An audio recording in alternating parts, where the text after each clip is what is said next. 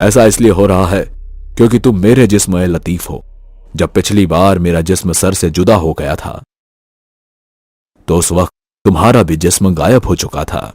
आपकी बातें दुरुस्त है मेरे आका, और इसका मतलब यह है कि मेरे साथ तुम भी खत्म हो जाओगे। जी मालिक, लेकिन मुझे आपसे कोई शिकायत नहीं है। शायद आपके साथ खत्म हो जाना ही मेरी तकदीर है। तकदीर अगर ऐसी ही है तो मैं चाहता हूं कि मेरा हमजाद आखिर तक मेरे साथ रहे।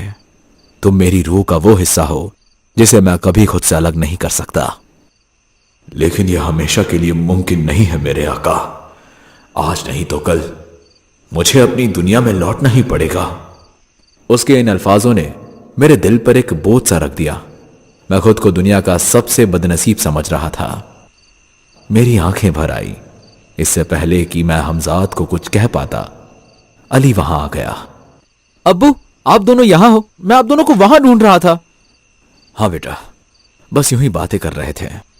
अली को देखकर हमजाद भी मुस्कुराता है, लेकिन उसकी मुस्कान के पीछे एक आखिरी सफर का इंतजार था जिसका हम दोनों बेसब्री से इंतजार कर रहे थे।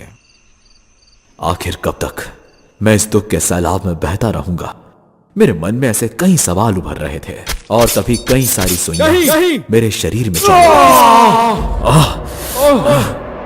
तू कहीं भी जाकर छुप जा, लेकिन मेरे किए हुए मंत्र को तो तोड़ नहीं सकता।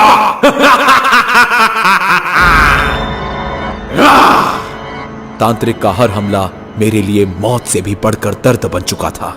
सुइयों की चुभन, आग का जलाव, कभी गले में अटकी सांस, सब कुछ बर्दाश्त करता रहा मैं। लेकिन मैंने एक शब्द भी मदद के लिए नहीं कहा। लेकिन एक वक्त ऐसा आया जब दर्द हद से बढ़ गया। जिस्म का हर हिस्सा कांपने लगा। मेरी आंखों के आगे सब कुछ धुंधला पड़ गया। मेरे आका, मैं जानता हूं कि आप किस अजाब से गुजर रहे हैं। हर एक चुभन, हर एक जलन मैं भी महसूस करता हूं, लेकिन आपकी हिम्मत ही मेरी ताकत है। अगर आप टूट गए तो मैं भी अपने वजूद से मिट जाऊंगा। अगर मेरे नसीब में यह आजाब लिखा है तो मुझे अकेला सहने दो। तुम सिर्फ मेरे साथ रहो, बस यही मेरे लिए काफी है। तू सोचता है हमजाद तुझे बचाएगा? असलम, तुझे लगता है तू अपने हमजाद के सहारे बचा रहेगा? मेरे मंत्रों का जहर तेरे खून की हर बूंद में उतर चुका है।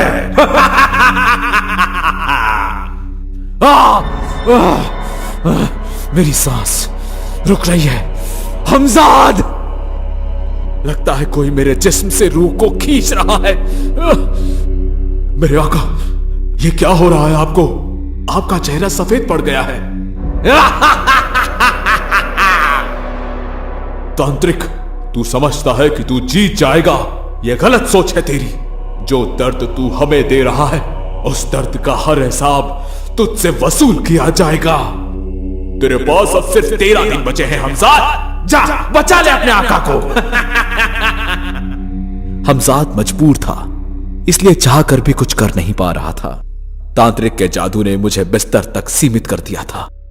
भैरवी ने भी मुझे बचाने के लिए अपनी तमाम कोशिशें की, पर सब बेकार साबित हुई। अब मेरी जिंदगी की डोर सिर्फ 13 दिनों तक सिमट चुकी थी। अब धीरे धीरे एक एक दिन वो घड़ी करीब आते जा रही थी। एक रात आसमां में बादल घनघोर घिरे हुए थे और गुफा के बाहर से भेड़ियों की चीखें हवा में गूंज रही थी।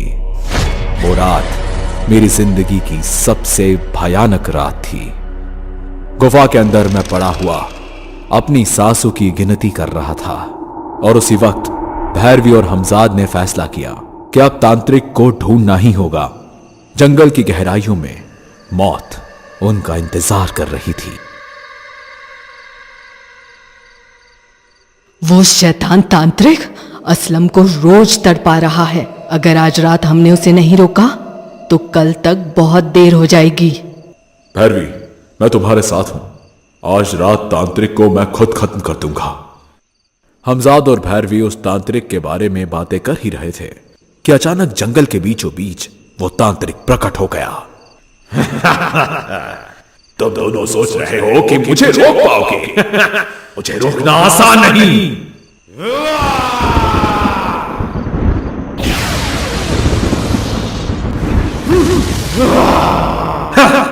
इतना ही दम है तुम दोनों में।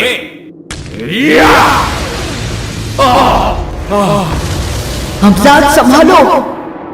तू बीच में ना आ भैरवी। तू शायद भूल रही है तेरी एक बूढ़ी माँ भी है। अगर तू उसकी सलामती चाहती है तो मेरे रास्ते से हट जा। मैं तेरी धमकियों से नहीं डरने वाली दुष्ट तांत्रिक। भैरवी और हमजाद उस तांत्रिक से लंबे समय तक लड़ते रहे, लेकिन आखिरकार उनकी सारी कोशिशें बेकार साबित हुई।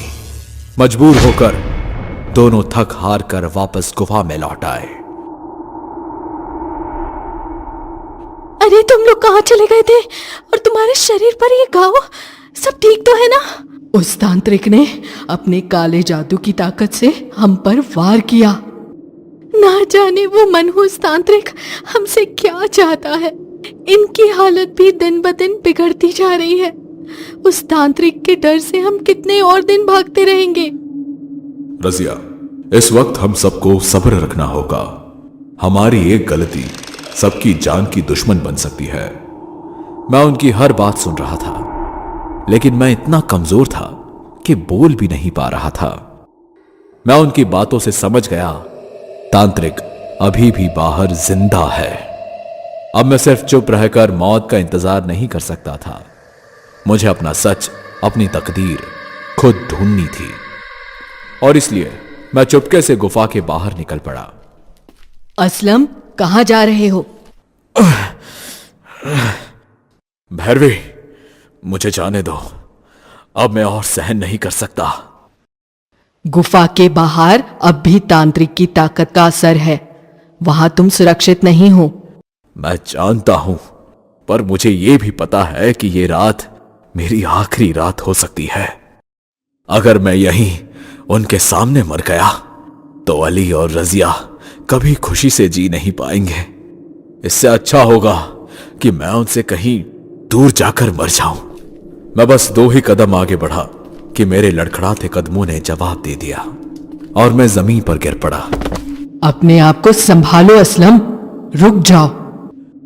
भैरवी, लगता है वक्त आ गया। हमजाद, मेरे हमजाद। मैं आपके करीब ही हूं मेरे आका। हमजाद, आज मैं तुमसे नहीं कहूंगा कि मुझे बचाओ। शुक्रिया मेरे दोस्त, तुमने हमेशा मेरा साथ दिया। आज मैं सिर्फ तुम्हें शुक्रिया कहूंगा। शुक्रिया। बस अब कुछ ही देर में मेरी मौत हो जाएगी हमजाद। हम दोनों इस दुनिया के जाल से आजाद हो जाएंगे। अब्बू, आप ऐसा क्यों कह रहे हैं? अली, रजिया, आप हमें छोड़कर नहीं जा सकते। कुछ नहीं होगा आपको। रजिया, मैं मरने वाला हूं, यही सच है। खुदा के लिए ऐसा मत कहिए। नहीं अब्बू, आप नहीं मर सकते। हम सब आपके बिना अधूरे हैं। अली का मासूम चेहरा आंसुओं से भीगा हुआ था। मैंने उसे गले लगाया और माथे पर चूमते हुए कहा, मेरे बच्चे, तू मेरा शेर है, और शेर कभी रोया नहीं करते। तू कभी अपने मां का साथ मत छोड़ना, उसे कभी अकेला मत रहने देना। रजिया, मैं हमेशा से तुम्हारा गुनहगार रहा हूं। मेरी वजह से तुमने कितने दुख सहे। शायद मैं कभी तुम्हें वो सुख नहीं दे पाया जो एक पति को देना चाहिए था। नहीं, नहीं।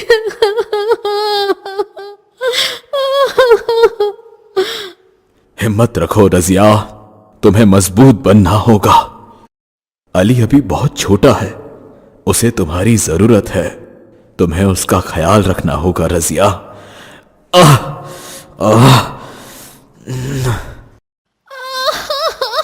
तुम लोग कुछ क्यों नहीं करते? कोई तो कुछ करो।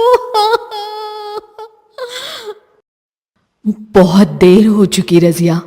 असलम का जिस्म तो पहले ही अंदर से खोखला हो चुका था। वो अब तक सिर्फ अली और तुम्हारे लिए जी रहा था। भैरवी ने बस अपनी आंखें झुका ली थी। सब कुछ खत्म हो चुका था। मैंने एक लंबी सांस ली, जैसे दुनिया का अंतिम हवा का झोंका मेरे सीने में घुस गया हो। उसके बाद सब कुछ हल्का